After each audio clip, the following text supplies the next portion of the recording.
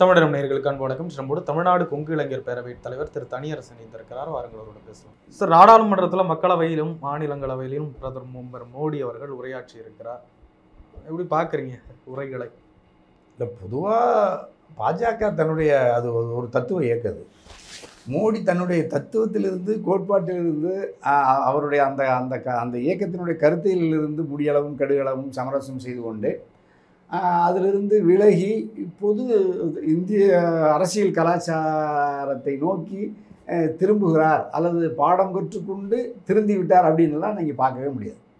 அவங்களுக்கு நல்லா தெரியும் அது என்ன நடக்குங்கிறதையெல்லாம் ஏற்கனவே அவதானித்து களத்தில் இருக்கிறவங்க தான் மோடியும் பாஜகவும். அதனால் இப்போ அவர் நாடாளுமன்றத்துக்குள்ளே அவர் பேசியதிலிருந்து கூட்டத்தில் பேசினாலும் ஜனாதிபதியினுடைய உரையில் பேசுவதாக இருந்தாலும் 2024 தேர்தல் முடிவுக்கு பிறகு பேசுவதாக இருந்தாலும் எந்த இடத்திலும் மக்கள் எங்களை தண்டித்து விட்டார்கள், நாங்கள் விரும்பிய 400 இடங்களை நாங்கள் பெற முடியவில்லை, அல்லது 2 முறை தனித்து ஆட்சி அமைக்கிற அளவுக்கு பாஜகவுக்கு அறுதி பெரும்பான்மையை தந்த இந்திய நாட்டு வாக்காளர் பெருமக்கள் இந்த முறை மோடியை பாஜகவை இந்திய வாக்காளர் பெருமக்கள் நிராகரித்து விட்டார்கள்.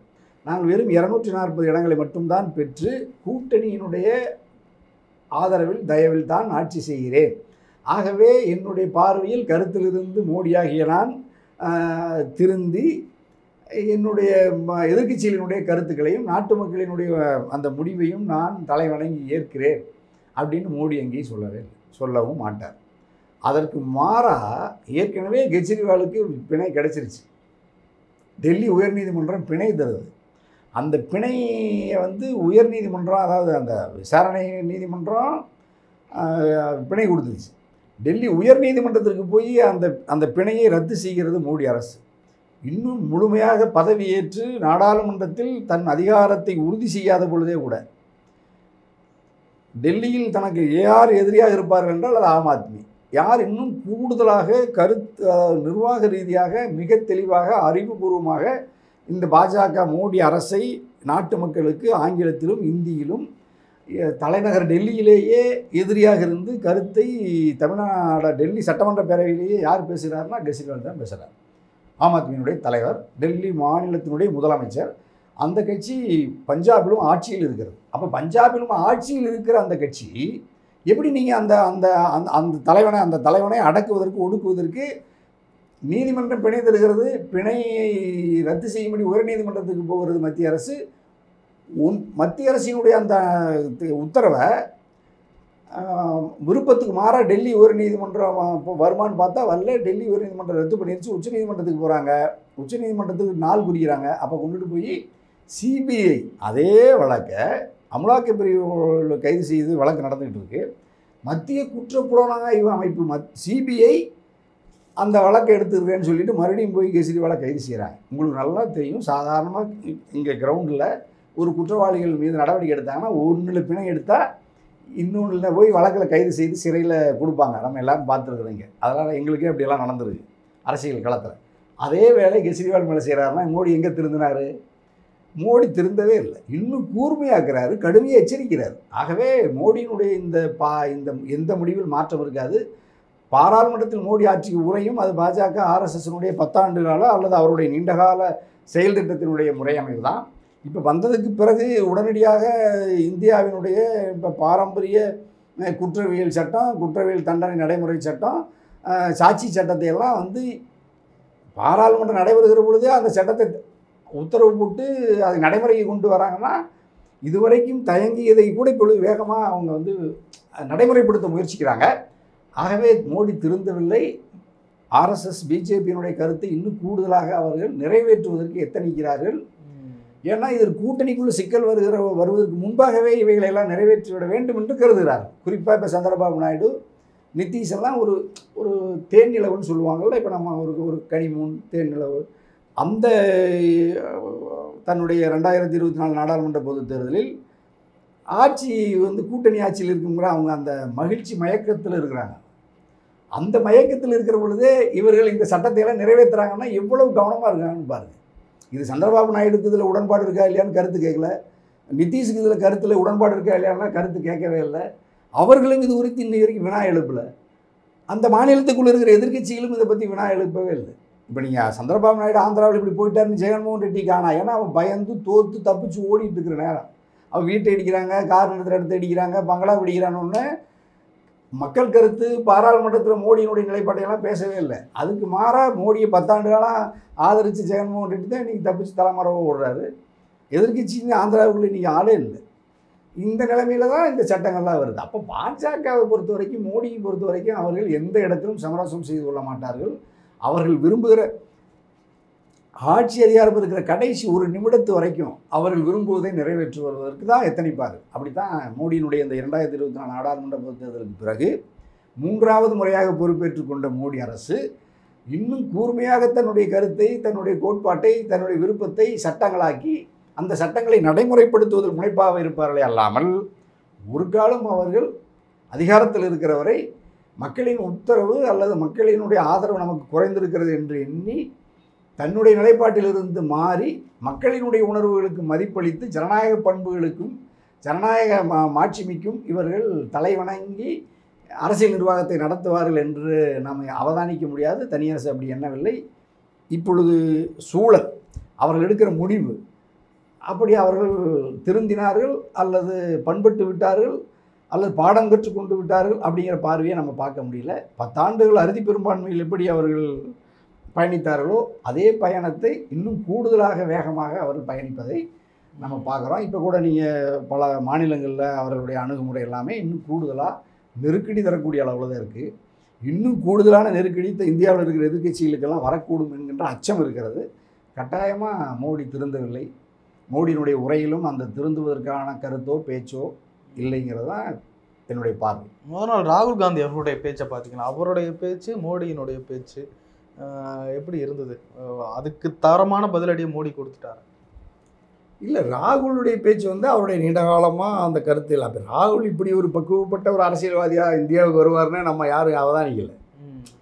இப்போ நம்ம ராகுல் எங்கிருந்து வந்தார்? ராகுல் அரசியல் அனாதையாக இருந்தார்.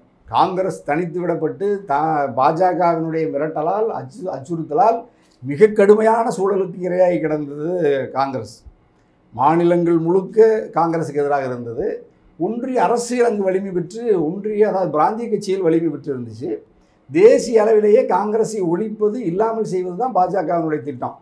அந்த பாஜகவின் திட்டத்தை அவர்கள் மிக வலிமையாக பாஜகவின் திட்டத்தை நிறைவேற்றுவதோடு பாஜக முனைப்பாக காங்கிரஸை ஒழிப்பதில் இருந்தது. பாஜக அந்த இழப்புக்கு முகம் கொடுக்க முடியாமல், தாக்குதலுக்கு முகம் கொடுக்க முடியாமல் சிதைந்து பலகீனப்பட்டு புறக்கணிக்கப்பட்டு தான் வந்துச்சு. எதிர்க்கட்சி அந்தஸ்தை கூட அது இழந்து கிடந்துச்சு.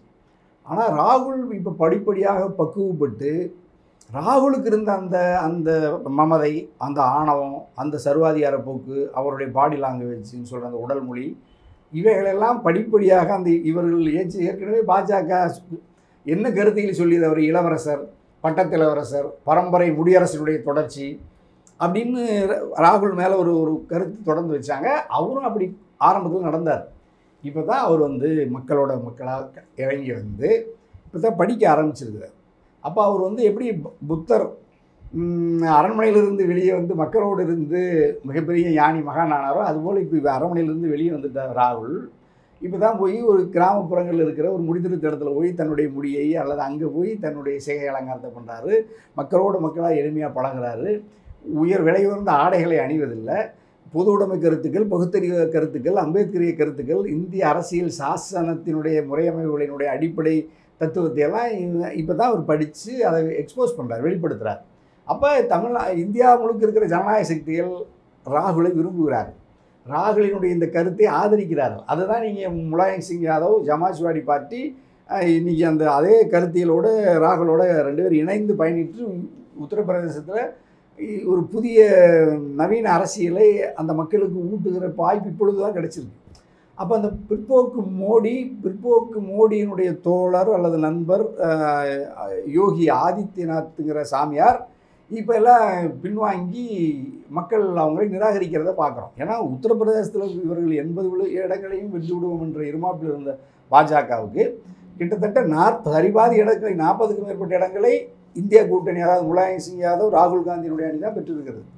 இந்த கருத்து இது இப்போ புதிய அரசியலை இந்தி பேசுகிற மாநிலங்களுக்குள் மத்தியில் ராகுலால் கொண்டு போய் சேர்த்துருக்க முடிகிறது. இன்னும் சொல்லப்போனால் அமேதியிலையும் ரபரேலிலையும் தோற்று போன காங்கிரஸ் இப்பொழுது அங்கே வென்று இருக்கிறது. ராகுல் வென்று இருக்கிறார், பிரியங்கா வென்று இருக்கிறார். இதெல்லாம் புதிய நம்பிக்கையை ஏற்படுத்தி இருக்கிறது. ராகுல் இவ்வளவு பக்குவப்பட்ட ஒரு அரசியலாளராக வருவார்னு நானும் எதிர்பார்க்கல, நாடு எதிர்பார்க்கல. கிட்டத்தட்ட ஒரு 3 ஆண்டுகளாக இந்த மனமாற்றத்தை நான் ராகுல்கிட்ட பார்த்தேன். ஆனால் ராகுல் வந்து பலகீனப்பட்டு நம்பிக்கை இழந்து பலகீனப்பட்டுருவார்னு கூட ஒரு சில நேரத்தில் நான் கூட அவதானித்தேன். ஆனால் அதற்கு மாறாக மிகப்பெரிய நம்பிக்கையோட தன்னந்தனியாக களத்தில் தன்னுடைய அரசியல் கடமையை நாட்டு மக்களின் மீது மனப்பூர்வமாக பற்றுக்கொண்டு காங்கிரஸினுடைய அந்த வீழ்ச்சியை, காங்கிரஸை மக்கள் நம்பியிருந்த அந்த மக்களினுடைய நம்பிக்கையை மெய்ப்பிப்பதற்கு அவர் எடுத்துக்கொண்ட முயற்சி பாராட்டுக்குரியது, வரவேற்புக்குரியது. அதனுடைய பிரதிபலிப்பு தான் இன்றைக்கி எதிர்க்கட்சி தலைவராக முதல் முறையாக இந்திய நாடாளுமன்றத்தில் மிகச்சிறப்பான உரையை ஆற்றியிருந்தார். அதில் வந்து மோடியினுடைய இந்துத்துவ பாஜகவினுடைய முகத்திரையை இவ்வளவு காலமும் யாரும் பாராளுமன்றத்தில் கேள்வி கேட்காத அளவுக்கு கிழித்து அம்பலப்படுத்தி நாட்டு மக்களிடத்தில் மிகச்சிறப்பாக கவனத்துக்கு கொண்டு போயிருக்கார்.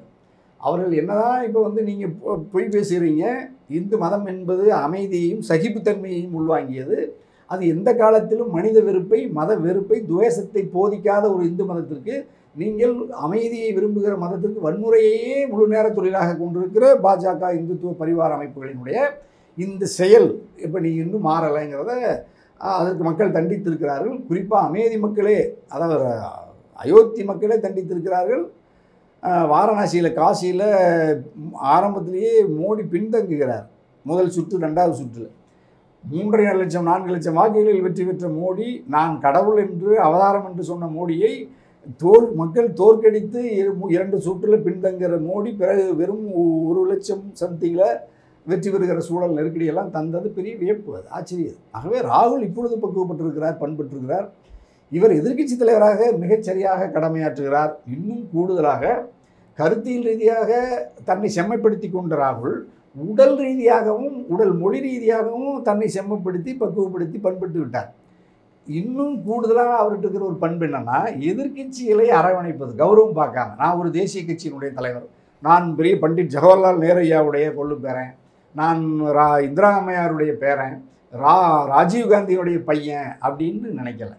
அப்படி இல்லாமல் இந்த பிராந்திய கட்சியில் இருக்கிற எளிய உழைக்கும் மக்களிலிருந்து தோன்றிய தலைவர்களுக்கு கூட அதற்கும் கீழாக இருந்து பணியாற்றுகிற பக்குவத்தை பெற்றிருக்கிற ராகுல் தான் இன்னும் கூடுதலான நன்மதிப்பையும் ராகுல் பெற்றிருக்கிறார். ஆகவே ராகுல் கடைசியில் ஒரு மனிதனோடு உரையாடுவதிலிருந்து இந்திய பாராளுமன்றத்தில் உரையாடுகிற வரை உலகத்தினுடைய பல நாடுகளினுடைய மன்றங்களில் பணியாற்றுவதற்கு இணையாக ராகுல் வலிமையாக தன்னுடைய அரசியல் பயணத்தை இவர் சரியாக பயன்படுத்துகிறார்.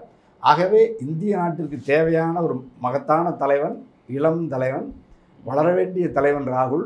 இந்திய நாடாளுமன்றத்திற்குள்ளும் தேர்தல் பரப்புரையிலும் பாரத் ஜோடோங்கிற அந்த மக்கள் சந்திப்பு பேரணியிலையும் எல்லா இடங்களிலும் நிரம்பி குறையில்லாமல் மிகச்சிறப்பாக தன்னுடைய அரசியல் கடமையை ஆற்றி வருகிற ராகுல் இப்பொழுது எதிர்க்கட்சி தலைவராக இருக்கிறார். எதிர்காலத்தில் நாட்டை ஆளுகிற பிரதம அமைச்சராக கட்டாயம் வருவார், வர வேண்டும். அது நாட்டுக்கு நல்லது. அந்த அடிப்படையில் ராகுலினுடைய உரை, ராகுலுடைய எல்லா வகையான அரசியல் நடவடிக்கைகளையும் தமிழ்நாடு கொங்கிளைஞர் வரை வரவேற்கிறது, பாராட்டுகிறது, ஆதரிக்கிறது. மோடி திருந்தவில்லை. பாஜகவினுடைய அந்த ஏற்கனவே நான் முந்தைய தொகுப்பில் சொன்னதை போன்ற மோடி பாஜகவினுடைய அந்த நிலைப்பாடு தொடர்கிறது. ஆகவே வீழ்த்தப்பட வேண்டிய சக்தி மதவாத பாஜக அல்லது அவருடைய கோட்பாடு, வளர்த்து பாதுகாக்கப்பட வேண்டிய ஆற்றல் சக்தி அது காங்கிரஸ், அது ராகுலினுடைய இந்த பயணம். பிறகு ராகுல் ஆட்சிக்கு வந்த பிறகு எப்படி நடந்து கொள்வார்ங்கிறத நம்ம பிறகு பார்ப்போம். இப்போது அவர் எதிர்க்கட்சி தலைவராக மிகச்சரியாக கடமையாற்றுகிறார். அவருடைய அணுகுமுறையில் எந்த குறையும் இதுவரை யாராலும் கண்டுபிடிக்க முடியலை. அவருடைய வார்த்தையிலோ பேச்சிலோ இதுவரைக்கும் யாரும் எந்த குறையும் சொல்ல முடியாத அளவுக்கு நேர்த்தியாக தன்னுடைய அரசியல் கடமை ஆற்றுகிறார் ராகுல் என்பதனால் எதிர்க்கட்சி தலைவராக ராகுல் சரியாக பயணிக்கிறார் என்பது தனியரசுடைய கருத்து. நிறைய விஷயங்களை பயிர்ந்து மிக்க மகிழ்ச்சி. அன்புக்கு நன்றி. தமிழகத்துக்கு மார்சல். வணக்கம்.